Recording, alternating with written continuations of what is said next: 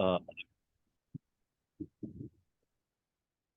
Okay, good evening again, Doc and classmates. Continuation ng tongue diagnosis made easy. The optimal condition for observing the tongue. So the tongue and 8 principles. Yung sa significance dito sa side, sa exterior, we have pag-observe sa tongue, there's no changes in the body of the tongue and yung coating can manifest change. So hindi kaagad nag-change yung characteristic ng tongue body, pero sa coating, there could be changes na makikita. Pag nag-interior na po yung condition, the structure, form, and color of the tongue can have change. So magkakaroon na ng changes yung sa form, yung structure, yung color, and the coating will be affected in some way. So yung coating din mag-change. Pag cold naman yung condition, ang tongue could be pale or bluish, tongue body, dahil nga sa cold, and magkakaroon siya ng white coating. Pero pag heat na ang condition, yung tongue body would be red and magkakaroon siya ng yellow coating or no coating and dry yung tongue. Sa deficient condition, Qi deficiency, pwedeng magkaroon ng pale or swollen tongue body. Yung Yang deficiency, pale or bluish tongue body. Yung blood deficiency is pale. So dahil nga deficient yung blood, pale and thin body, thin tongue body, nagdi-paste and or dry surface yung tongue dahil sa blood deficiency. Yung yin deficiency naman, magkakaroon siya ng red tongue body, merong crack, dry yung tongue, and there's lack of coating. Sa excess condition, yung Shi, there is a thick coating. The optimal condition for observing the tongue, there are various factors to take into consideration when observing the tongue that can influence its appearance. Like for example, yung consumption of various food and beverages can color the coating on the tongue, leading to a false impression of how the coating looks. So kailangan natin tanungin yung pasyente kung ano yung previously kinain niya before siya magpa-check up. The following are typical examples of things that will affect the color of the tongue. Yung coffee, yung cigarette, wine, yung liquor, certain sweets, beetroot and Chinese herbal medicine, as well as spices such as turmeric, paprika, saffron, etc. It is therefore a good idea to ask the person whether they have ingested anything that could have affected the tongue color, especially if the color of the tongue is different to what you were expecting to see or when the color is in contrast to the rest of the diagnostic picture. So during the interview ng patient, kung sa tingin nyo naiiba siya sa symptoms and characteristic ng tongue, so you have to verify that to confirm baka ang changes ng color could be from the intake of the patient. Many kinds of Western pharmaceutical medicine can affect the tongue, while changes created by things that dye the tongue have no diagnostic relevance, as they will not have affected the physiology of the body. The changes created by medicines are relevant to diagnosis. This is because medicine, by its very nature, affect the body's physiology, which creates a change in the tongue's appearance. Therefore, these changes in the tongue's appearance are diagnostically relevant. For example, yung antibiotic have a very cold energy and create dampness in the body. So tandaan po natin yung antibiotic, cold po ang energy niya and magkaroon po ng condition na dampness. When a person has been treated with antibiotics, they will often have a thick, white, or geographically peeled tongue coating. So, pwede po magkaroon ng yung thick, white, and geographically peeled tongue coating. This is not a false sign. So, makonfirm po natin ito pag naitanong natin na kung ano po kung currently nag-iinom po siya ng antibiotic. And something that should be ignored when diagnosing the tongue. On the contrary, it tells us about the current situation which will have relevance in the treatment of the patient. So, kailangan natin i-confirm kung yun po yung na-observe natin. Tanungin natin kung ang pasyente is undergoing antibiotic therapy. So, likewise, some asthma sprays are hot and spreading in dynamics. The long-term use of these sprays can result in a tongue whose front third is reddish. So sa front third ng tongue, reddish and slightly peeled. Even though it is the medicine that is the cause of this change in the tongue's appearance, it is an indication that the medicine has injured the patient's lung yin. So kahit daw ito yung ginagamit ng treatment, there is an effect to the lung yin of the patient. It is increasingly common for people to brush their tongue. So yung iba naman dahil po sa pagbabrush ng tongue, so we need to advise the patient before coming for a checkup na hindi na muna mag-brush to confirm. Mas maganda natin mabasa yung tongue niya. Removing the coating on the tongue makes the diagnosis more difficult. So, pwedeng matanggal po yung coating and mamalik po or hindi kaagad natin makita kung ano po yung condition sa patient. And the conclusion more fraught with uncertainty. You should request that the patient does not brush their tongue in the days prior to consultation. So, advice po natin na wag na muna mag-brush ng tongue so that you can get a truer picture of their condition. So, mas maganda po yung evaluation kung na-follow po ng patient ang ating advice. It can sometimes be a diagnostic sign in itself that the person brushed their tongue. Dampness and phlegm will often manifest with a thick, sticky tongue coating. So, pag nag-brush, baka mawala po hindi natin makita yung dampness and phlegm because pwede siya matanggal. This can result in unpleasant sticky sensation in the mouth. So, pag meron siya nito, hindi comfortable yung patient.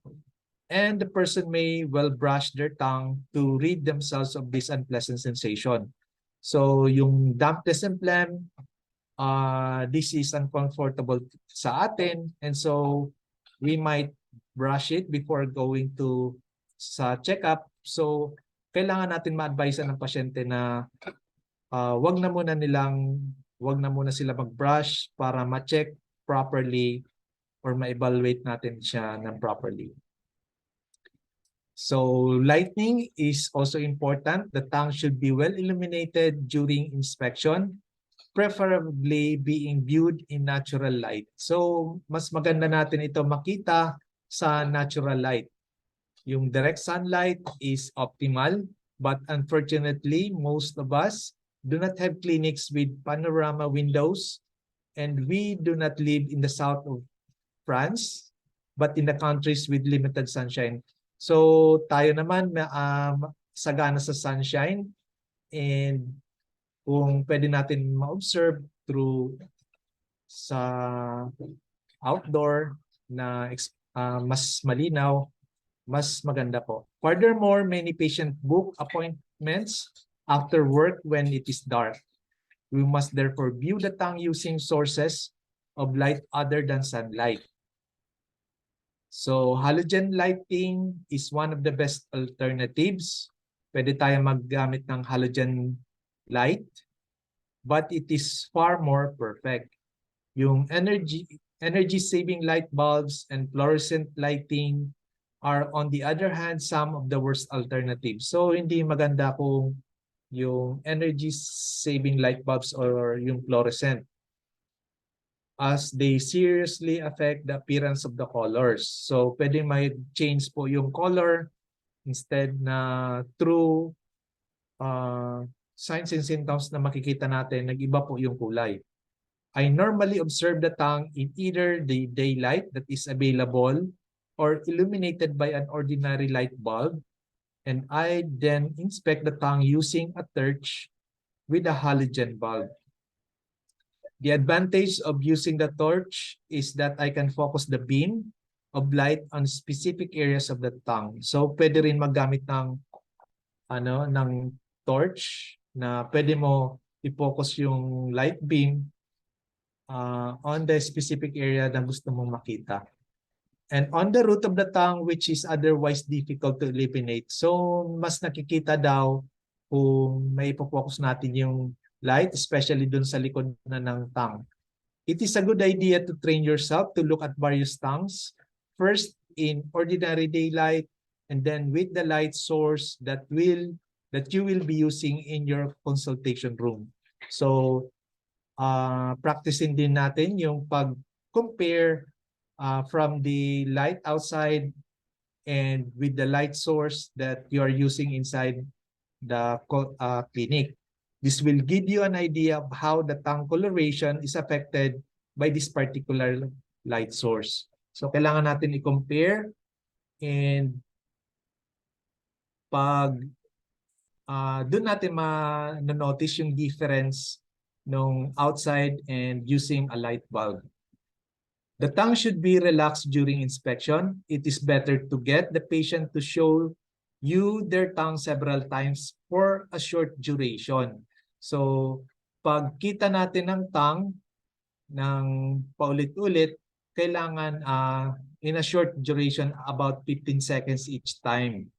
Hindi yung matagal na nilalabas yung tongue. So, than to make them sit with their tongue hanging out for 5 minutes while you analyze everything you can see and consider the implication of any changes. So, pag matagal nakalabas yung tongue, pwede mag-iba po yung kulay. It is both unpleasant and strenuous for the patient. So, nakakapagod din na matagal na nilalabas yung tongue. And it will also affect the color and yung moistness ng tongue, and thereby giving a false impression. So, pag nilabas yung tongue, pabalik sa loob, then ilabas ulit for a few seconds each time. So, thank you po for listening.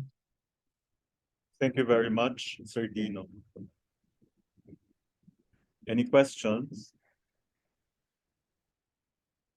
Anything that you would like clarified?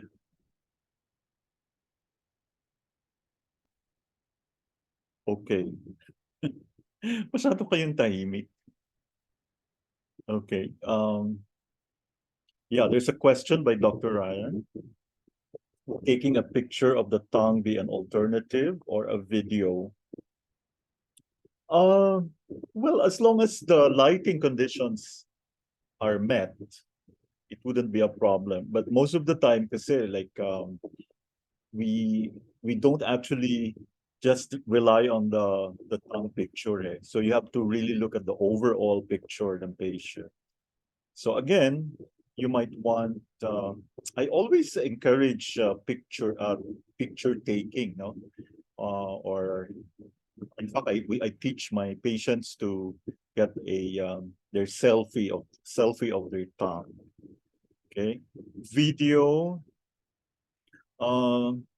Well, only for cases when you have twitching or yung trembling tongue, no. If you are suspecting wind or chi deficiency in a younger patient, yung mga ganon.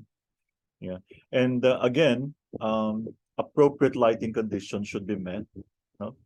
So, kailangan you have to do it beside the window or halogen lighting with a torch. We should always follow up with another picture of the tongue, diba? So that you can monitor the progress of your treatment. At the same time, you will be educating the your patient, and this will translate to more patients in the future. Okay. Yeah, you have to do take pictures for archiving, and yeah, and at the same time, if you're not very sure about your diagnosis, you can always consult your references. Okay, sino dito ang ano? How many are already have books on tongue diagnosis? Give us your email address. We'll send you ebooks. No. Okay. This is also a good teaching tool for the patient, according to Dr. Ryan. Yeah, very true. And the patient would really feel that you really want them to get well. Hindi yung pera-pera lang, no? And this means that you don't want your patient to feel worse, and so that the patient would already know what to do if if he will see those changes, significant changes on the tongue. Okay. Yeah, to show them the areas of their tongue and what they need to watch if anything changes. Okay. So again, um, you have to take pictures of the tongue. You don't have to include the face, no? Yes, the tongue lang. Okay.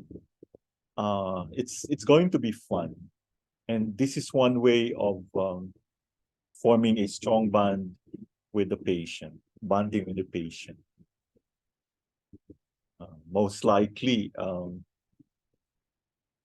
he will give you the Facebook account, of course, because if you might encourage the patient to be taking pictures of the tongue maybe twice a week or once a week, no? Yun. Mm. So there's a question by Ma'am Michelle. Good evening. Kailangan lang po palang ulit-ulitin panoorin ang video. Of course. Yeah. Paulit-ulit lang talaga. Sa totoo lang dito sa atin. Pang ilang video na to. For those who haven't subscribed yet, please do so now. The first video is quite long. It's called The Basics. I actually dumped everything there in one video. If I'm not mistaken, it lasted for about 80 minutes. Yun. No? Then, china-chop-chop na natin. Yun. Paulit-ulit lang. Okay? I hope you won't get bored because it takes time to really master something. Okay? And because of the videos, because of the paulit-ulit na viewing of the tongues, then somehow when you come across similar looking tongues in actual patients, then you would know what to do. Yeah. In fact, one of the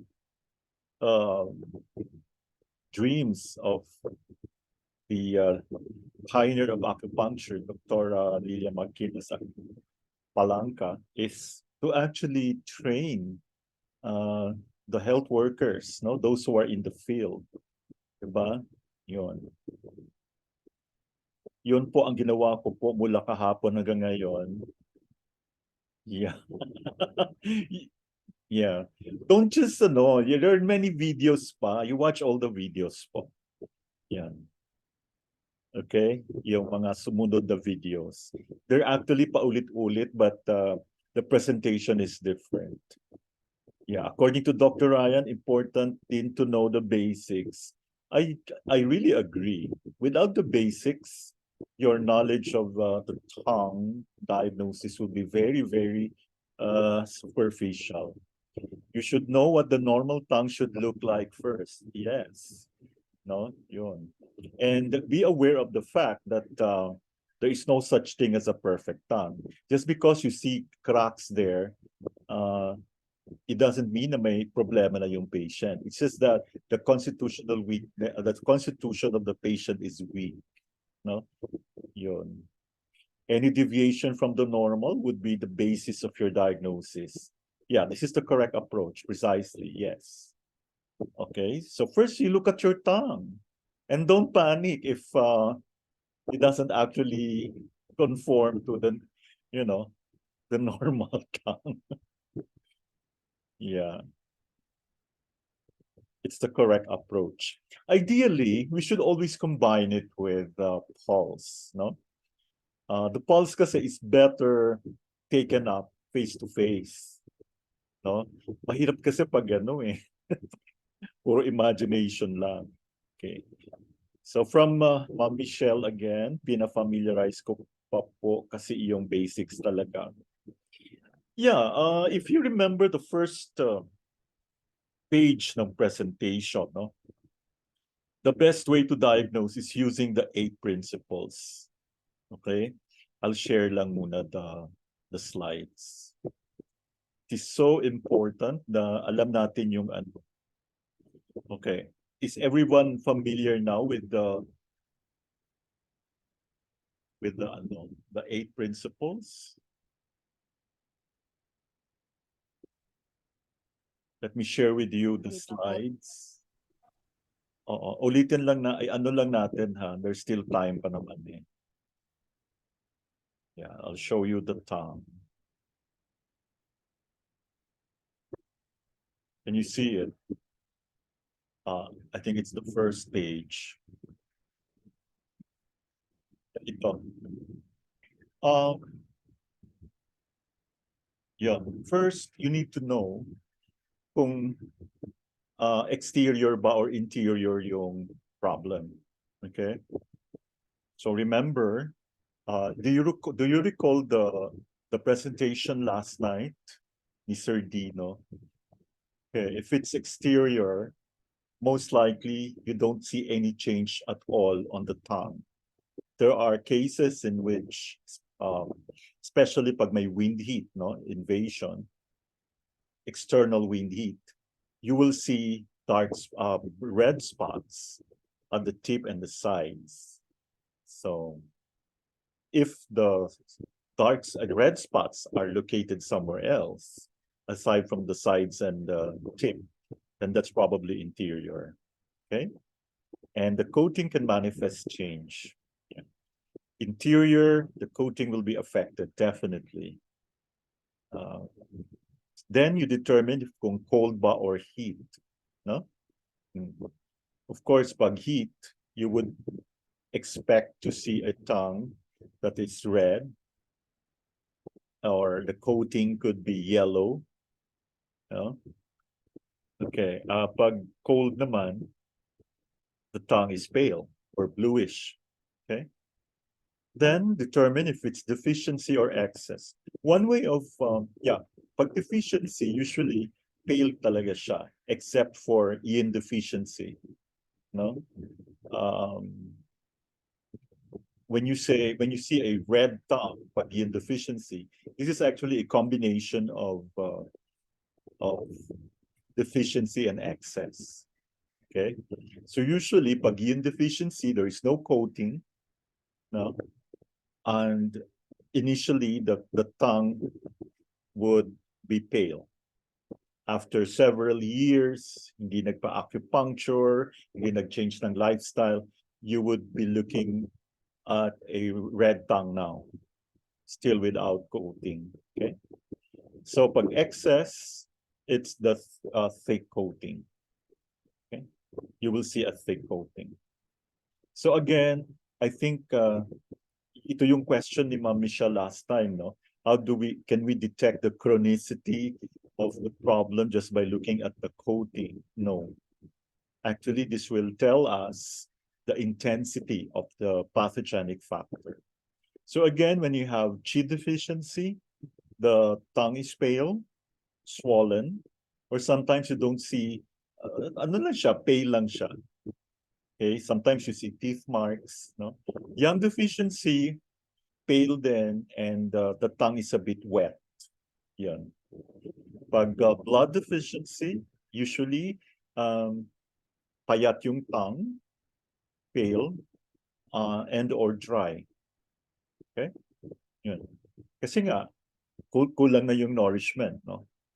And if you have a blood deficiency tongue, the first thing that you will have to ask is, kumusta ba yung sleep? Are you having a hard time sleeping? Okay? Yin deficiency naman, you will still have a pale tongue unless kung empty heat na siya. But you will not see any coating. The questions that you have to ask are, do you feel, do you have night sweats? Pagdating ba ng gabi, you would feel thirsty, but you would only sip, no? What else? Are your palms and soles at the center of the chest hot? Do you have malar flush? Those are classic signs of yin deficiency. Ngayon, kung meron ng empty heat, there will already be injury to the fluids. Magkakaroon na talaga ng super dryness, and the tongue body would be red. Okay? So, of the aspects of the tongue, it's the coating that is fast to change. Sometimes it takes minutes or hours. Okay? So yun. And also, one way of yung bang ano ba to? Kalimutan ko tuloy. There are people who like massage. So you have to ask them, ano ba gusto nyo? Is it hard or soft? If they prefer soft, or they don't want you to touch their body at all, that is probably she or excess. Pero pag gustong-gusto nila ng massage na kawawa naman yung therapist, gusto nila talagang madiin, that's deficient. Okay? Yeah. Yung crux, madami-dami, yan dapat familiarize. Yeah. Thank you, Dr. Ryan. Let's thank Sir Dino for the effort, for the summary. So we have we tackled everything? Any questions? Oh, dito mo talaga makikita yung seryoso, no? Yun. And I guarantee you, you will have more friends because you can help more people, and you will realize that not too many are blessed with this kind of skill. Okay? So let's show the whole world that, yeah. Oh, great job daw, Sir Dino. Very short, very concise. Coming from a PhD in nursing practice, that's something. Congratulations, Sir Dino. Okay, so i-ano ko na yung recording. Thank you very much for joining. But before we end, we would like to